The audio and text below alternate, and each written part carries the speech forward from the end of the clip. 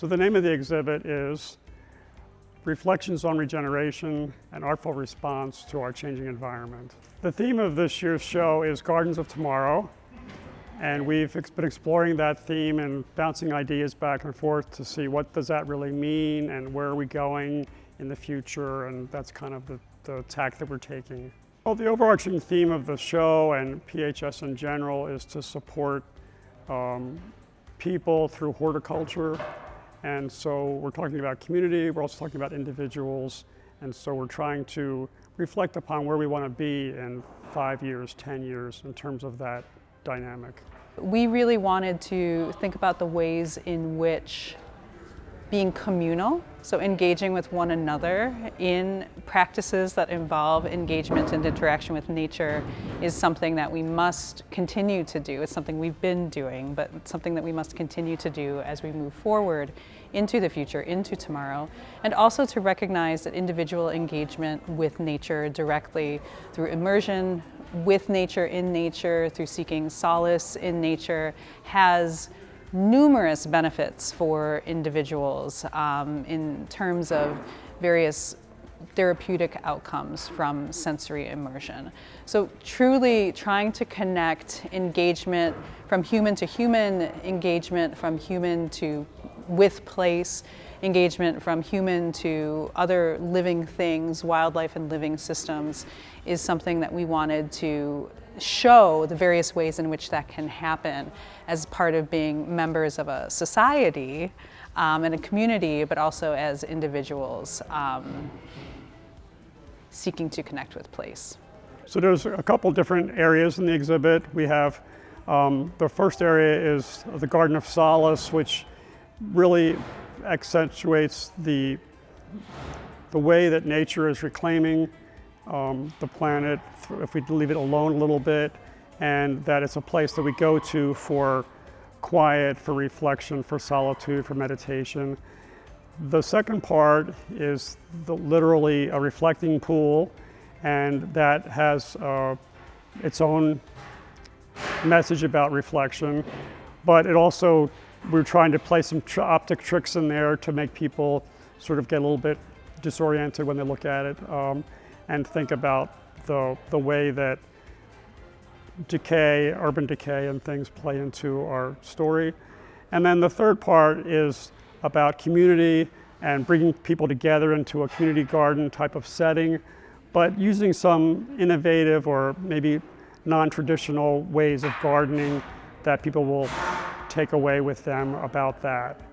When visitors leave our exhibit, we want them to be able to take away appreciation for plants, the diversity of species, and how they can incorporate plants into our own lives, whether it be in a small containerized water garden, whether it be an organic food production garden, or just appreciating them in parks and wildlife areas, seeing how plants provide food for wildlife, birds, things like that. Just appreciating the vast diversity of species out there. So each year we have the students react to the theme that we've established and come up with various ideas, and then we go through a lot of images and word searches and try to build upon that, and then we pin them up and we look at them and we react to them and we review them, and every idea we try to consider, and then so the students play a big part in deciding what direction we're going to take, and in the end we have to sort of assimilate all that and make a unified presentation. For this year, I focused on the community garden, so we had a big emphasis on repurposed materials and community building, whether that be social, and then also focusing on food insecurity. So we wanted a lot of vegetables and medicinal herbs to be a part of that. So yeah. The design was a collective part on all of us, but my specific section is called the Garden of Solace, and it's really about the natural world and letting animals and nature kind of heal. So we thought a lot about themes of just nature taking over,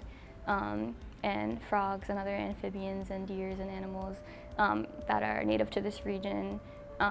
existing in their habitats. Getting the plants ready for the flower show is a lot of planning ahead of time. And at the moment, this consists of a lot of watering, fertilizing, pruning to make sure everything is looking good, and just generally keeping plants on the right track so that their blooms will be scheduled in time for the show.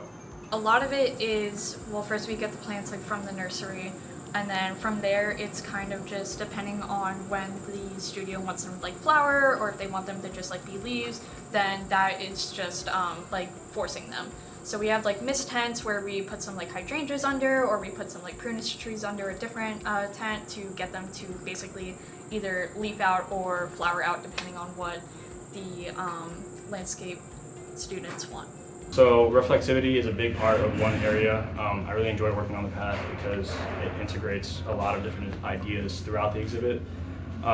So we have instances of reflexivity with the use of glass and recycled glass bottles, thinking about reuse and resourcefulness, tying to nature and the more nature-based areas of the exhibit. So we have a deer walk kind of highway thing going on, and my path in that section works to align that with the Garden of Eden section, which is a more community garden-based, formal or informal kind of garden path platform with Belgian block pavers and ground cover vegetation, things like that.